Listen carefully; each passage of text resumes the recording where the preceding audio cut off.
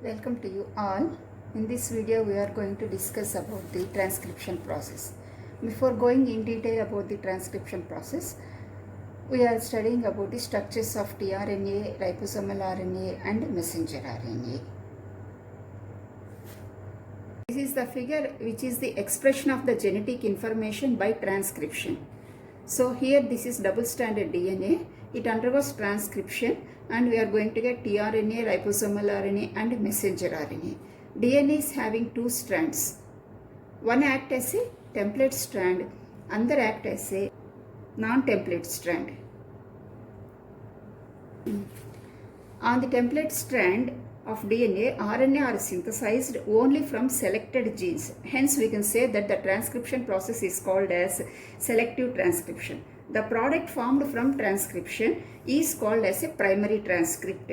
Otherwise, we use it to call it as a transcriptome also. They undergo certain alterations after the synthesizing of the either the tRNA or ribosomal RNA or mRNA, and those are called as post-transcriptional modifications to produce an active RNA, and all these are inactive before they are going to get converted into active forms. A single enzyme that is called as DNA dependent RNA polymerase synthesizes all the RNAs in prokaryotes, whereas in eukaryotes there are three RNA polymerases: RNA polymerase 1, RNA polymerase 2 and RNA polymerase 3.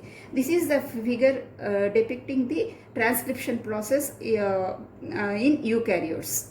So here we are going to get tRNA, ribosomal RNA and mRNA using the three enzymes RNA polymerase 1, polymerase 2 and polymerase 3. Now ribosomal RNA, that is small, otherwise called as small r, we are going to write, and RNA in capitals. Ribosomal RNA occurs in association with proteins and is organized into a compound called as ribosome. In prokaryotes, the ribosome we are using it called as 70S ribosome, and in eukaryotes we are going to call it as 80S ribosome. Ribosomes of prokaryotes are of 70S size and are composed of 60% ribosomal RNA and they contain 40% protein. They dissociate into smaller units of 30S subunit and 50S subunit. Similarly, in the cytoplasmic ribosomes of eukaryotes are of 80S subunit and they contain 40% RNA and 60% protein. They consist of 40S subunit and 60S subunit. The 30S subunit of prokaryotic ribosomes has a single 16S RNA and 21 different S proteins, that means smaller proteins. The larger subunit, that is 50S subunit, has 23S rRNA, 5S rRNA and 33L proteins. The basic structure is due to ribosomal RNA and proteins play a secondary role. The 40S subunit of eukaryotic ribosomes has a single 18S rRNA and molecule and 35 different proteins. The larger 60S subunit has one molecule of 28S rRNA, 5S rRNA and 5.S rRNA and 50 different proteins. The figure explaining the prokaryotic RNA with sizes. This is 23S rRNA one fragment and 16S rRNA another one and 5S rRNA. Similarly, in eukaryotic ribosomal RNA, there are 4, 28S, 18S, 5.8S and 5S. And this is the what are the functional sites in a prokaryotic ribosome, that is expressed in this figure, shown in this figure. Now, this is the major subunit, this is the minor subunit, and it is having two sites, A site and P site. A site is called as amino acid binding site and P site is called as peptidase site. Functional sites of the prokaryotic ribosome. A ribosome particle has two distinct and adjacent sites for the attachment of amino acyl tRNA, that is called amino acyl site and peptidase site, these two sites. The ribosome also has mRNA site, EFTU site, this one, and this is EFTG site, and this is 5S RNA site, and this is peptidyl transferase site. The ribosome is divided into two functional domains. One is called as translational domain, about 2/3 of the ribosome, and this part is called as the exit domain. A and P sites are formed by both 30S and 50S subunits. Both are involved here. And the 30S subunit has mRNA and EFTU here, these two subunits, while EFG, 50S, 5S rRNA, peptidyl transferase site and exit sites are located on the 50S subunit. So these are the important functional sites of the prokaryotic ribosome. This is the figure explaining the cloverleaf structure of the phenylalanine tRNA of yeast, and it was proposed by Helly and his co-workers in the year 1964. And this is the 3' end and this is the 5' end, and there are about 76 to 95 bases in a tRNA structure. And this 3' end is otherwise called as amino acid acceptor region, and the 5' end is here, this is 5' end. So towards the amino acid acceptor region there is a one loop that is called as the thymine loop, and this is called as the bottom one opposite to the amino acceptor region, that is called as the anticodon loop. And towards the 5' end there is another loop called as the dihydrouridine loop. And now here first we are going to study about this thymine loop.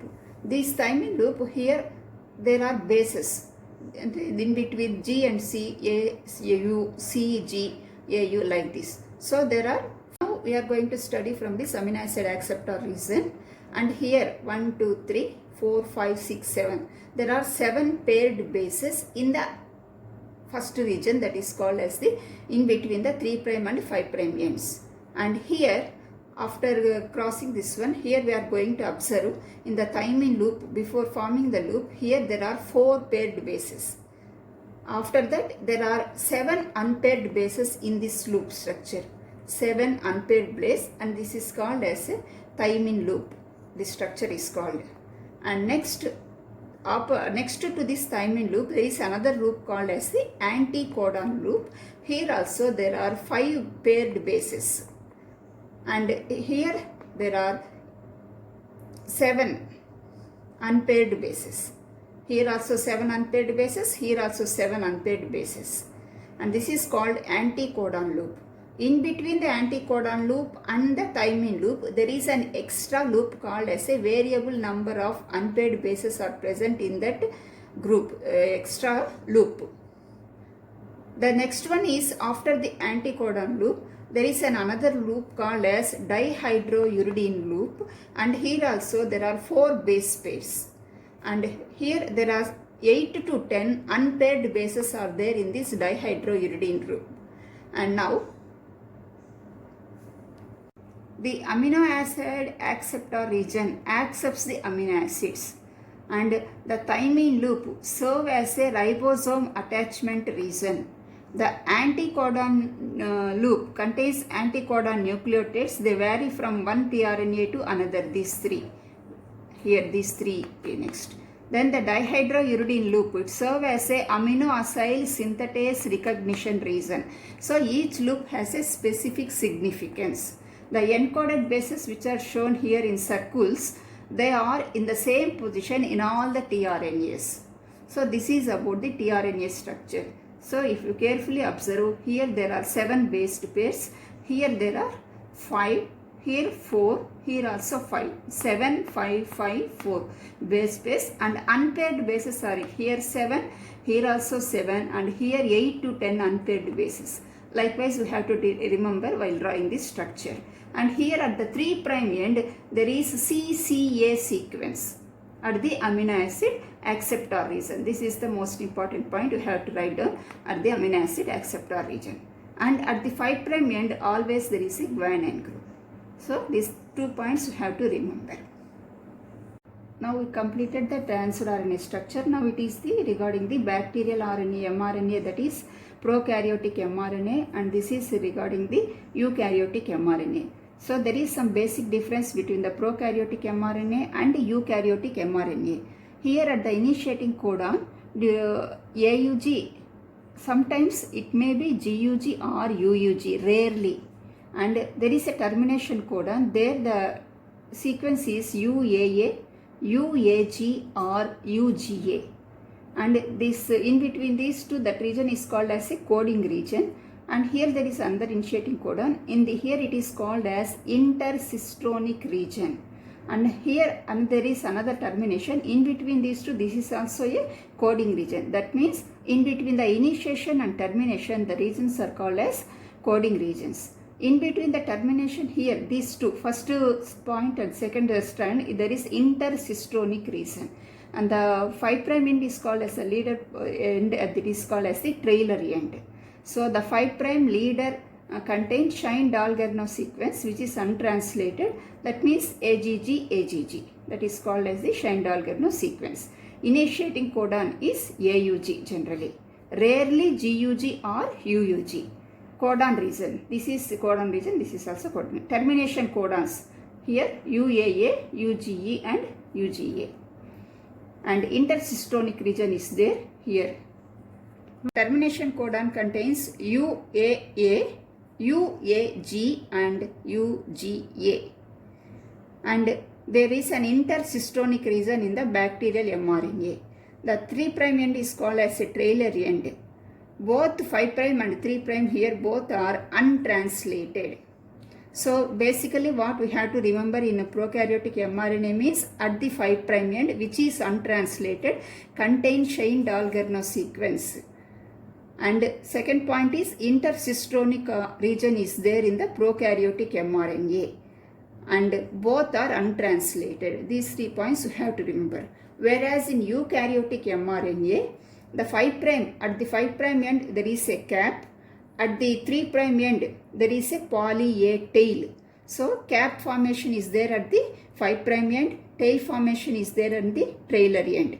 There is one initiating codon and one termination codon. In between these two there is a coding region. So 5' cap which serve as a ribosome binding site. The 5' leader is untranslated sequence. Initiating codon AUG. Generally initiating codon is always AUG. Here also AUG. Rarely GUG and UUG. Then coding region. In between the initiating codon is followed by the coding region. After the coding region there is a termination codon. And this is the 3' region. The starting one we use it to call it as a leader region, and this is called as a trailer region. And here at the 3' end there is a poly A tail which is about 200 bases. So this is about the eukaryotic mRNA. So here we are observing more than one initiating codon and more than one termination codon. Here only one initiating, one termination here represented here.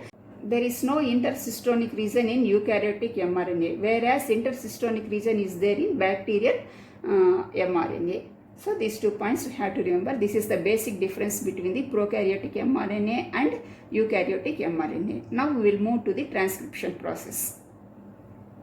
We all know that transcription is a process in which ribonucleic acid is synthesized from DNA.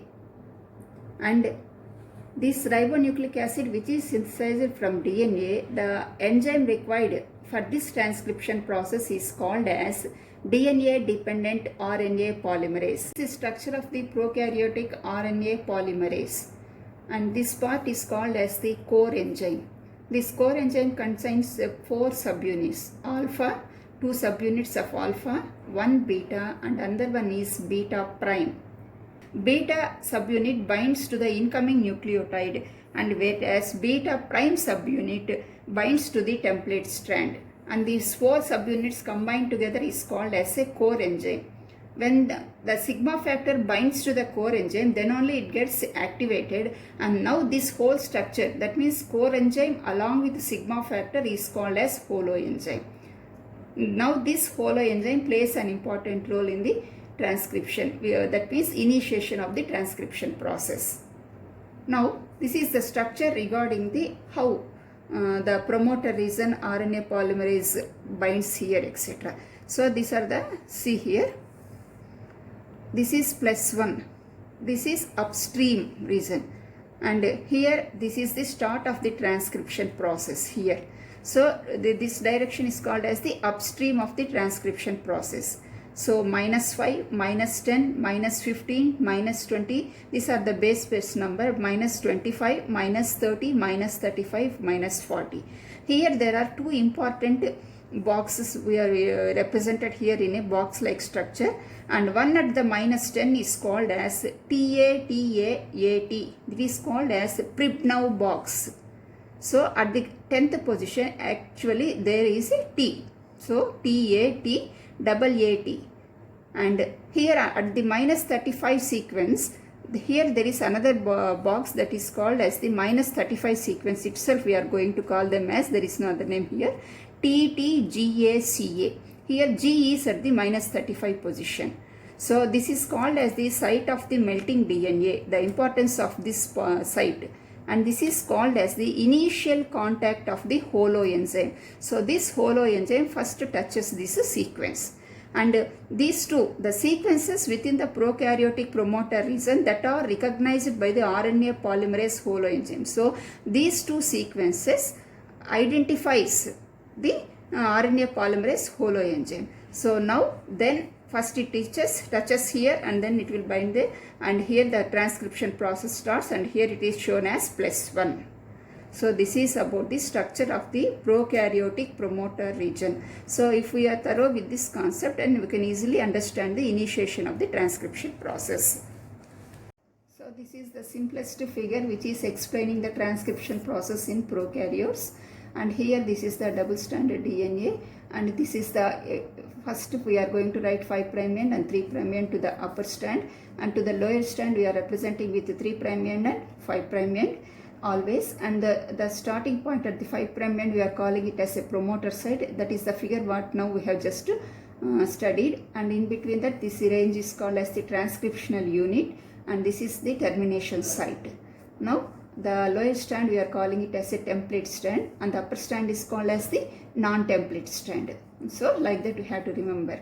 Now the initiation process, touching the RNA polymerase at the promoter site, and the process of transcription starts, and likewise that process is going on, that is called as the initiation. So now this is called as the 4 subunits of the RNA polymerase. This is the core enzyme, and this is the sigma factor, and whole together we are calling it as a holoenzyme. So this is the RNA polymerase. Now initiation factor here, and it binds to the promoter region, that is shown here. So after identifying the point, start initiation point at the promoter region, the sigma factor is released, and now the process continues, and now the elongation process continues, and here it will extend like this. After the initiation process, the sigma factor is released, elongation process continues, and this is the bubble formation was observed here. This is here where the DNA unwinding takes place, and the newly synthesized RNA is formed here.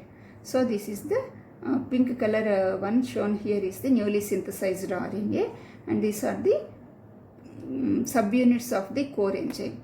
Now RNA is synthesized from the 5' end to 3' end, anti-parallel to the DNA template. For each addition of the ribonucleotides, a phosphate moiety is released. The sequence of nucleotide bases in mRNA is complementary to the template DNA strand. It is identical to that coding strand, except that RNA contains U in the place of T. RNA polymerase, what is significance here, what we are going to cover is, there is no primer is required. Enzyme does not possess endo or exonuclease activity, and that is otherwise called as proof reading activity. No repair mechanisms are required here. So there is no RNA repair mechanism, no proof reading mechanism, and because there is no endo or exonuclease activity. The termination is dependent by Rho factor, that is called as Rho dependent termination. Rho factor is a specific protein bind to the growing DNA or weakly to the growing RNA or weakly to DNA. It is a hexameric ATPase with helicase activity. It binds to the C-rich Rho utilization site near the 5' end of the nascent RNA.